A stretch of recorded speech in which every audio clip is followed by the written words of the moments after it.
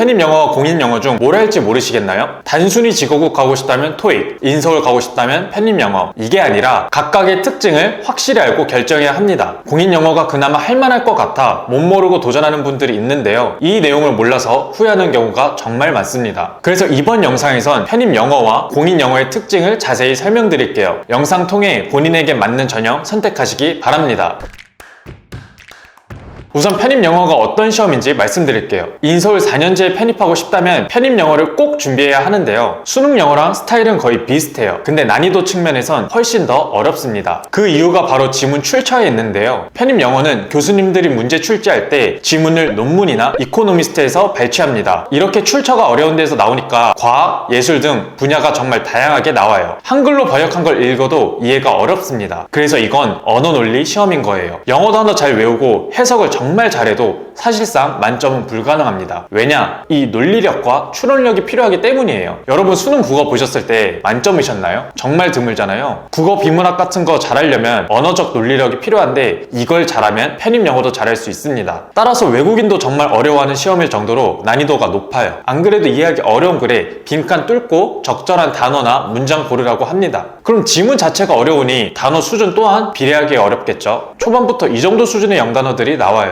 일단 단어를 알아야 문제도 풀 수 있고 독해가 가능하니 초반에 영단어만 주구장창 외웁니다. 외웠던 단어도 시간 지나면 까먹기 마련이니 계속 단어장 몇 회독씩 하는 거예요. 수능과 스타일은 비슷하지만 이런 지문 출처 및 단어 수준 때문에 난이도는 더 어렵습니다. 스타일이 비슷하다는 건 문제 유형 자체는 비슷하다는 소린데요, 수능과 마찬가지로 문법, 어휘, 독해 이런 식으로 구성되어 있지만 한 가지 차이점이 논리라는 게 있어요. 사실 이 논리도 수능에 있는 건데 그냥 빈칸 추론입니다. 수능 영어에도 글이 있고 중간에 빈칸 만들어서 알맞는 문장 혹은 단어가 뭔지 물어보는 문제 있잖아요. 편입도 이런 문제들이 있는데 이걸 논리라고 따로 분류해 놓은 거예요. 아까 전에 보여드린 문제도 빈칸 추론이니까 논리에 해당되는 문제입니다. 근데 편입에선 이걸 왜 따로 분류해 놨냐면 단어 수준이 정말 어렵기 때문이에요. 단어를 잘 몰라도 풀 수 있는 스킬들을 강사님들께서 다뤄주십니다. 그렇다고 단어를 잘 안 외워도 된다는 건 아니고 열심히 외웠지만 모르는 단어가 나왔을 때 그때도 최대한 풀 수 있도록 알려주시는 거죠. 다음으로 공인영어입니다. 공인영어에는 크게 세 가지가 있는데요, 토익, 탭스, 토플이 있습니다. 먼저 토익은 영어로 업무를 할 수 있는지를 확인하는 사무 영어입니다. 영어로 회사 생활이 가능한지를 보는 거예요. 영어만 잘하면 만점 가능합니다. 회사 생활하면서 보고할 때 논리력이나 추론을 해야만 이해가는 문장을 쓰진 않을 거 아니에요. 그래서 이건 편입 영어에 비해 쉽습니다. 한국인도 만점자가 꽤 있어요. LC와 RC로 구성되어 있는데 LC가 듣기, RC가 필기 시험입니다. 탭스는 서울대에서 만든 시험입니다. 대학이나 기업에서 영어 능력을 평가하는 데 사용되고 이게 편입 영어랑 가장 유사해요. 난이도 마찬가지로 어렵습니다. 토플은 유학생들이 유학갈 때 보는 시험인데 미국 대학에서 평가하는 겁니다. 이 대학에 와서 수업 말하는 거